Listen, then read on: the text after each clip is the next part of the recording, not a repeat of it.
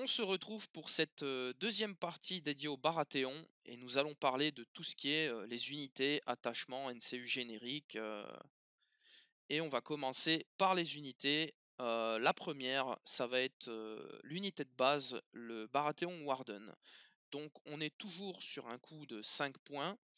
On va perdre un dé sur le profil d'attaque, ce qui est pas bien grave. On reste à 4+, il y a pas tellement de stats qui changent. Le Warhammer, lui, il reste pareil, hein, cette capacité, elle a pas changé depuis la dernière version. Par contre, ils vont avoir une autre capacité qui est Counter Strike. Donc, à chaque fois que vous serez attaqué en mêlée, pour chaque échec de votre adversaire, il subira une touche. Oui, ben, là, on a une unité qui est clairement, très, très fiable et très forte. Par rapport à avant, on a perdu la possibilité de jouer le week-end comme un vulnérable, un petit peu de dés d'attaque, comme partout. Mais en échange, on a Counter Strike qui est, une capacité qui est excellente, il faut le dire. Surtout, c'est évident la combo avec le Warhammer qui permet de mettre week-end. Donc si on arrive à placer des week-ends et qu'en plus l'adversaire est Counter Strike, non seulement c'est une unité qui est très solide, qu'on n'a pas forcément envie de charger pour pas rebondir dessus, mais là en plus de rebondir dessus, on risque d'avoir mal. Donc très très bonne unité. Ouais, ils sont bien. Mais ils étaient déjà bien et franchement, voilà, après c'est la comment dire? L'archétype de l'esprit de l'esprit Baratheon. C'est pas rapide, ça a une très bonne armure, c'est un marteau, hein, de toute façon, ça se tape pas avec une épée, hein, un vrai Baratheon. Je dis ça pour, ceux qu'on verra, qui viennent du pays des fleurs là-bas. Mais c'est vrai qu'un vrai Baratheon se bat avec un marteau. Ceux-là, ils sont bien dans l'esprit et l'ajout de Counter Strike effectivement fait que tu as des moyens supplémentaires de grignoter ton adversaire. Donc bonne unité pour 5 points, comment s'en passer? Mmh. Clairement, c'est une unité, pour 5 points, elle va remplir le contrat, quasiment à tous les coups, ça c'est une chose, sûre, hein.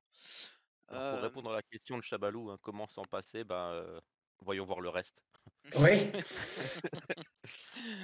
On va passer sur, les sentinelles, du coup les sentinelles Baratheon, donc toujours à 6 points au niveau du coup, ça n'a pas changé. Par contre, ils ont perdu un petit peu en offensif parce que, ils sont maintenant à 7D avec un 4+ pour toucher. Ils gardent néanmoins le Sundering, ils ont un meilleur moral et ils vont avoir un ordre qui va faire leur spécificité, qui va donner un peu de mouvement à la faction. C'est-à-dire que, cet ordre, c'est sentinelle, et cet ordre-là, quand une unité amie à longue portée, de vos sentinelles est attaquée, à ce moment-là, vos sentinelles pourront effectuer soit une charge, soit une manœuvre et s'ils chargent, c'est précisé, il faudra charger contre l'attaquant. Donc, ils ont un rôle, un peu de protecteur ou alors ils vont pouvoir, un peu se propulser, gagner une manœuvre, quand leurs amis vont se faire taper, quoi. Ouais, alors, bon, ben, on avait perdu le counter charge, hein, il est ici. Donc c'est limité à une seule unité, plus, le noble qu'on verra plus tard, mais voilà, c'est une unité qui est, pas évidente à jouer, parce que ça reste une unité à 4+, pour toucher, 4+ d'armure, donc c'est moyen des 2 côtés. Mais quand on se débrouille bien avec la manœuvre, de l'attaque ou la contre-charge, on peut quand même faire des belles choses, hein. Quand on se retrouve à charger de flanc ou voire même de dos sur une unité parce qu'on a géré avec la manœuvre, c'est vachement agréable. Oui. C'est, son rôle, peut-être a un peu effectivement évolué, oui. Là, on est dans le côté punition du Baratheon. Tu m'attaques, ben écoute, regarde, j'ai des petites sentinelles là à côté, qui étaient légèrement décalées, qui vont venir te punir. C'est aussi quelque part, une petite, menace, un risque pour l'adversaire, de se dire: «Je vais rentrer», ben, par exemple dans des Warden, hein, si on reste sur le côté générique. Donc déjà, ça va être compliqué, ça va être long à tomber, mais en même temps, je peux me faire, contre-attaquer, par des sentinelles. Alors certes, qui touchent qu'à 4+, mais tu peux toujours, si tu réussis ta charge, beh, tu fais des relances. Et puis elles vont impacter fort, hein, sur un flanc, ça te fait un -2 à l'armure. Donc tu vas commencer à souffrir un petit peu. Donc effectivement, cette unité par contre n'aime pas le combat prolongé, hein. Clairement, elle est pas faite pour ça.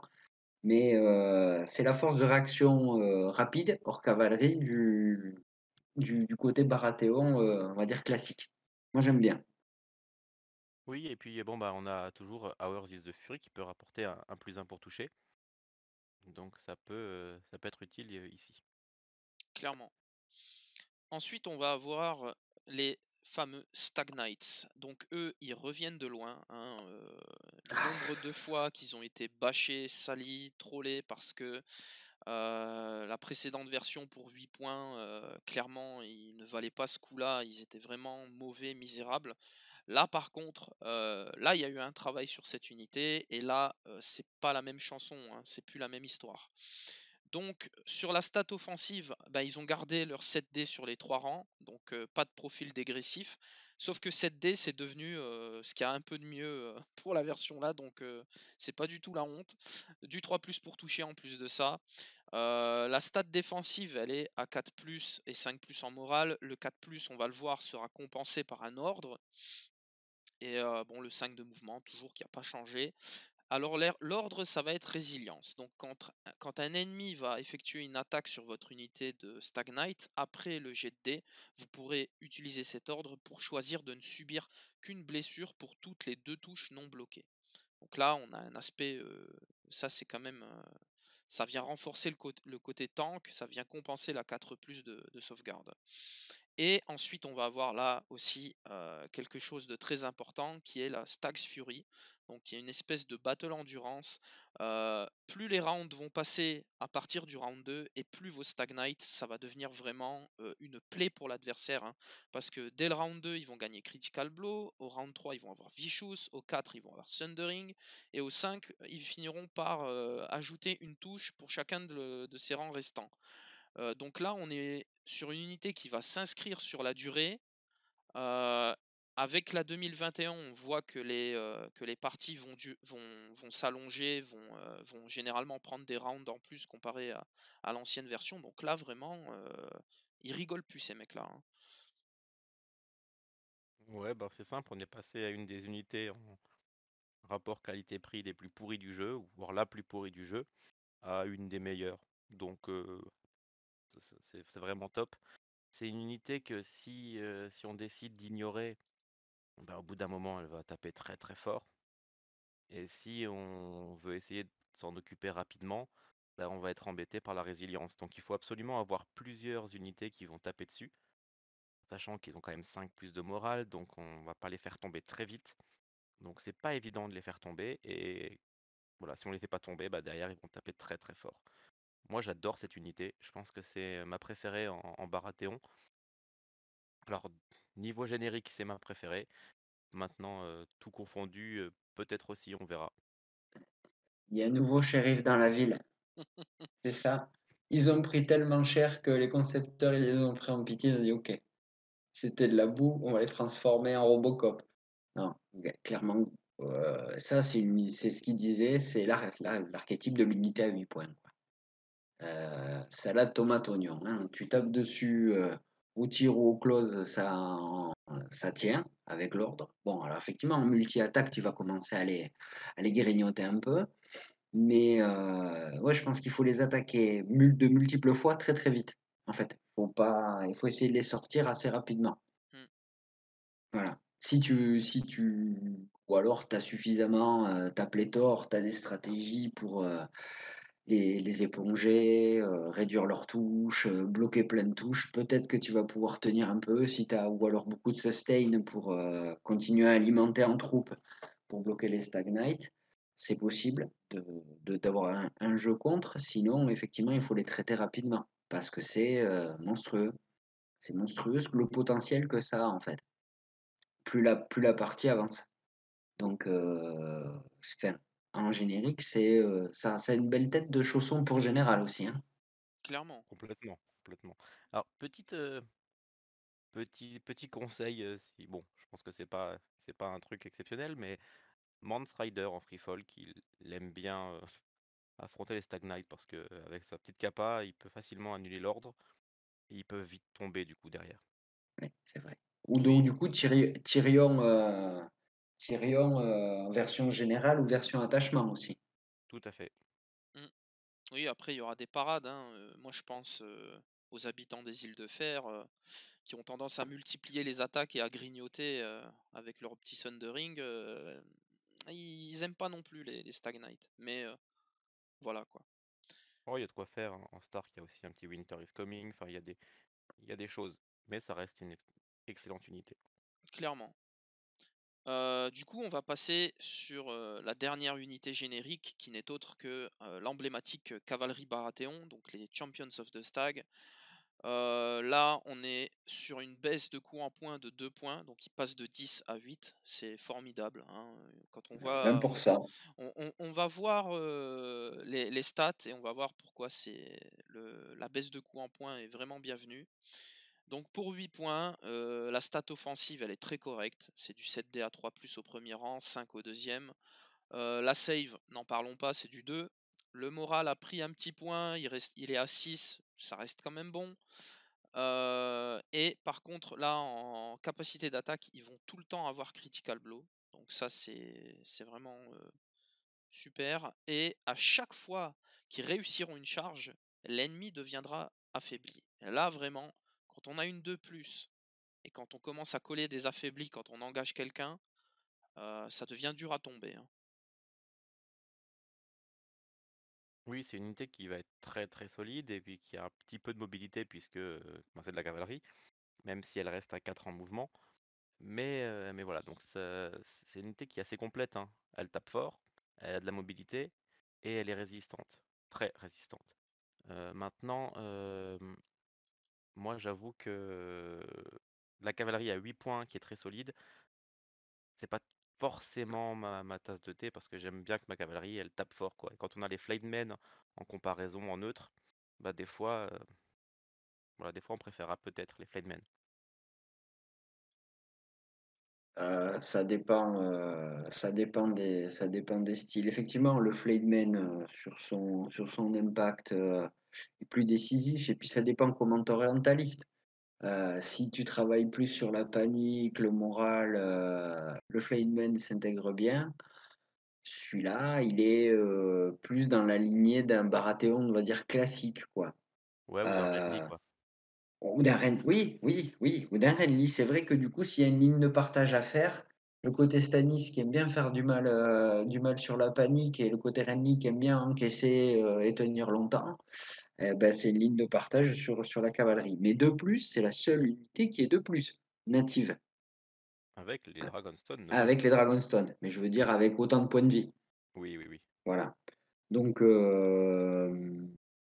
c'est, ouais, c'est gros, gros, gros char lourd, quoi, mais Mmh. qui a de Oh, l'impact. C'est de c'est la très fort, c'est cavalerie, très polyvalent, c'est génial. mmh, c'est, tout ce qu'on attend d'une cavalerie lourde, hein. Oui, elle porte bien son nom, celle-là. Du coup, voilà qui conclut pour les unités génériques. On va du coup passer aux attachements, ça va aller très vite, il y en a que 2. Donc on va commencer par le Master Warden. Donc lui, il va rester sur un point au niveau de son coup. Par contre, sa capacité a changé. Donc elle reste quasiment identique à ce qu'on avait à l'ancienne version. Donc Stand Your Ground, qui n'est cette fois plus un ordre. Donc à chaque fois que vous vous ferez attaquer en mêlée avec l'unité dans laquelle vous avez mis votre master, et en fait, l'ennemi qui vous attaquera n'aura pas de bonus de charge, de flanc ou de dos à la condition que vous ne soyez engagé que par une unité. Donc en fait, si l'adversaire, par exemple, est un free folk et qui va vous prendre un peu par tous les côtés, ça marchera plus. Mais en frontal, quand on va recevoir une première charge, l'ennemi n'aura pas son bonus. Oui, bah ça a pas beaucoup changé du coup par rapport à avant, il a la même utilité. Ça peut être sympa, après je pense qu'il faut avoir une liste plutôt défensive pour en avoir besoin. Pour un côté un peu plus rentre dedans, j'aurais pas tendance à dépenser un point pour ça, donc après, je pense qu'il y a des compos très défensifs qui s'en serviront, ils sont très contents de l'avoir. Oui. Après, effectivement, Il marche. Alors je vois bien, vu le fait qu'ils ont enlevé l'ordre, je vois bien, son rôle, lui, alors en combat, en 1 contre 1, mais contre une unité qui nous a chargé de flanc et qui va taper plusieurs fois, par exemple. Du coup, là, l'intérêt de plus avoir un ordre, il va se faire jour. C'est-à-dire qu'à chaque fois qu'il va taper, beh, les bonus de flanc, ils vont pas servir. Parce que les bonus de charge ne fonctionnent qu'une fois, hein. Heu, c'est assez situationnel. Mais bon, c'est un bon petit attachement, voilà, et qui est peut-être pas si on a, des points, peut-être les mettre ailleurs. Oui, moi, Éventuellement. clairement, dans mes listes, je le mettrais ailleurs. Maintenant, comme je dis, il y en a peut-être qui jouent un côté un peu moins Baratheon, un peu plus Tyrell, qui pourraient s'en servir. Peut-être, mais il y a peut-être mieux à faire aussi, chez les Très vendeurs de probablement. fleurs, hein, Très probablement. Chez les fleuristes. chez Heu, les fleuristes. ensuite, on va voir, ce deuxième attachement qui est le Stag Knight Noble. Donc lui, pareil, on reste sur le même coup, donc 2 points. Par contre, lui, il a bien changé. Il a 3 capacités, rien que ça, hein, pour 2 points. Donc il aura Une bibliothèque. c'est ça, il aura le Go Down Fighting. Donc à chaque fois que, un rang dans son unité sera détruit, l'ennemi engagé subira une blessure. Il va avoir Iron Resolve, donc il aura +1 sur ses jets de test de panique, et il subira -1 blessure à la panique. Et il aura, pour compléter tout ça, le Stubborn Tenacity. Donc à chaque fois qu'il réussira un test de panique, l'unité ennemie qui sera engagée avec lui subira une blessure. Bon, en gros, il lui manque que le Dauntless qui va soigner pour qu'il soit exceptionnel. Mais sinon, il a toutes les capas liées à la protection au niveau du moral, hein. C'est pas mal du tout, surtout comme on le disait, hein, 3 capas pour 2 points, c'est Mmh. vraiment bien. Après, le problème, c'est toujours pareil, moi j'ai beaucoup, beaucoup de mal à mettre un attachement à 2 points. Parce que souvent, les bonus que ça va apporter, bah, on préfère les garder pour une activation en plus, pour un NCU plus puissant, pour quelque chose. Après, voilà, il y a plein de moments où ce sera utile. Je pense aussi notamment avec Mélisandre, il y a des choses à faire. C'est ça. Moi, je le voyais bien, je l'avais testé, dans des Kingsmen, qu'on verra après. Alors certes, ça te fait une unité très chère, hein, on parle de 9 points là, donc mais moi ça me dérange pas d'avoir des coups, un peu pantagruéliques comme ça, au moins pour voir. C'est, Jean-Michel te grignote quoi. C'est-à-dire, je vais perdre des rangs parce que forcément tu vas taper un peu fort, ben tu vas le payer. Tu vas me faire un test de panique, mais si j'ai un bon moral et j'ai de quoi tenir, eh ben, je vais le tanker un peu mieux. Potentiellement, je peux le rater, mais rien prendre, ou si je le réussis, ben je vais encore te grignoter un peu. Donc je l'aime bien, mais je suis d'accord avec toi, c'est 2 points. Mmh. Voilà. Oui, Oui. ça peut faire passer des Stag Knight à 10 points, mais quand on voit le combo, bon voilà. Ah oui, oui, alors là, bon, il est où Tywin? On aura besoin de lui, ouais. Ah ouais. Heu, voilà qui conclut pour, les attachements, hein. Ça a été très vite, hein, et là, ça va aller, aussi vite. On va parler des NCU génériques, donc on va en avoir 2. Aleister Florent pour 4 points. Son coût en points n'a pas changé et si je dis pas de bêtises de mémoire, son aptitude non plus. Donc Aleister, il va commencer la partie, il aura 3 tokens ordre sur lui et à chaque fois qu'Aleister ira s'emparer d'une zone, après avoir résolu l'effet de la zone, vous pourrez enlever un token ordre et vous pourrez le bouger sur une zone du tableau qui n'est pas occupée ou alors vous pourrez alterner avec un autre NCU qui occupe déjà une zone. Oui, alors, il a pas changé, donc pas de grosses nouveautés, pas de surprises. Après, il y a des choses très intéressantes à faire, notamment, avec les unités de tir, pour pouvoir, s'en servir pour pouvoir, prendre d'abord, par exemple, les épées ou la bourse avec un petit attachement qui s'appelle Bronn, qu'on verra un peu partout, à mon avis. Et voilà, du coup, on prend l'un des 2. Après on le déplace ailleurs. L'adversaire prendra très probablement une des 2 zones, épée et bourse et puis après nous on refait la même chose, on reprend épée ou bourse, on peut refaire un tir, enfin il y a des choses comme ça à faire et puis l'autre truc évident, c'est pour récupérer la couronne dont on aura beaucoup besoin Et avec lui, bah, on l'aura beaucoup plus facilement. Il y a 3 fois où on pourra prendre autre chose, mais quand même avoir, la couronne et profiter des bonus. Alors, je complète, il y a un petit changement. Il avait 2 tokens ordre dans la version Hmm, précédente d'accord. et donc du coup, il en a 3. Donc ce qui fait que quoi qu'il arrive, sauf avoir des choses qui blanchissent les capacités des NCU, on aura tous les rounds, la zone qu'on a envie d'avoir. Donc si on veut contrôler les lettres pendant toute la partie, avec Alistair Florent, quoi qu'il arrive, on contrôlera les lettres. On fera peut-être pas l'effet à chaque fois, mais on contrôlera les lettres. Même pendant le round où c'est l'autre joueur qui est premier joueur. Voilà. Donc ça peut effectivement, créer, déjà faciliter un plan de jeu où on focalise sur une zone et comme a expliqué Bob, notamment avec Bron sur la bourse, si on en a besoin. Et puis faire des petits positionnements sur le plateau politique, c'est toujours très bon, ça amène un peu de profondeur de jeu et puis, du coup, il peut peut-être avoir sa place. Mais c'est vrai qu'on le voyait pas trop. Sauf au début quand les Baratheons n'avaient que ça dans leur starter.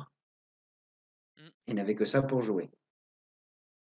clairement. Moi, je pense qu'il y a des choses à faire avec lui. Quand on voit l'importance de la couronne, c'est à essayer. Franchement, dans certaines compos, il peut être bien utile. Mmh mh. Et pour finir, on va avoir Shaira Errol. Donc elle a pris un coup en point. Elle a pris un point de plus en fait. Donc elle est à 4 points maintenant. Et c'est. Alors, ses aptitudes ont un peu changé. On va voir ça tout de suite. Donc, chaque fois que Shaira ira s'emparer de la couronne, vous pourrez soigner une blessure sur une unité de combat amie. À chaque fois qu'elle ira prendre la lettre, vous pourrez enlever un condition token sur une de vos unités. Et à chaque fois qu'elle ira prendre la bourse, vous pourrez enlever un token. Et si vous enlevez un token, à cette condition, vous pourrez placer un token condition sur du même type sur une unité de combat ennemi.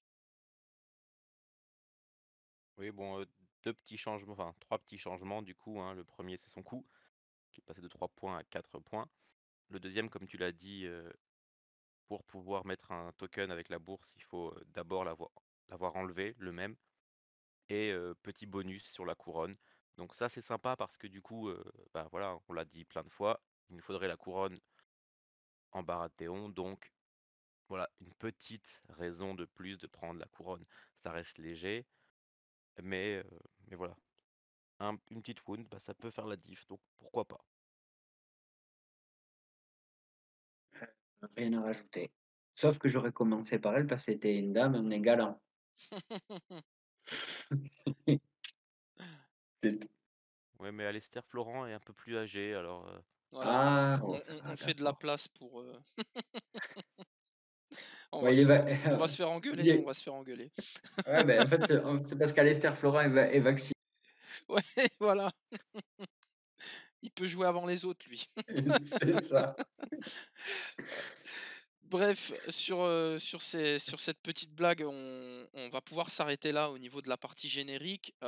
Juste, si vous avez un dernier mot à ajouter sur la globalité de cette partie générique, moi personnellement, j'ajouterais que au niveau des unités, elle s'est quand même vue renforcée dans le bon Oui, côté. oui, Voilà. oui, oui, oui, clairement. Il y a pas de perte. Il y a, des baisses de coûts en points pour les unités les plus chères. Une unité qui était injouable à 8 points, qui est devenue une unité quasiment un must-have. Ton unité de base, eh ben, elle est renforcée. Enfin, elle change un peu de rôle, mais ses capacités défensives n'ont rien perdu. Ta petite unité légère, elle se retrouve justement à avoir plus de mobilité ou le caractère punitif que tu avais originellement dans ton deck, mais que tu as plus, mais elle l'incarne. Globalement, non, les unités du starter, enfin les unités génériques Baratheon n'ont rien perdu. Rien. Enfin rien. Des capacités ont changé, peut-être certaines capacités un peu fortes ont évolué. Mais dans l'ensemble de la 2021, c'est pas ces unités-là, pour moi, sortent gagnantes. Tout à fait d'accord avec ça. Et voilà du coup qui conclut cette partie, cette deuxième partie dédiée à la partie, je dis beaucoup partie, hein, partie générique Baratheon. Je vous dis à très vite pour la troisième partie que j'appellerai encore Tyrell Renly. Voilà, Mmh. à très vite.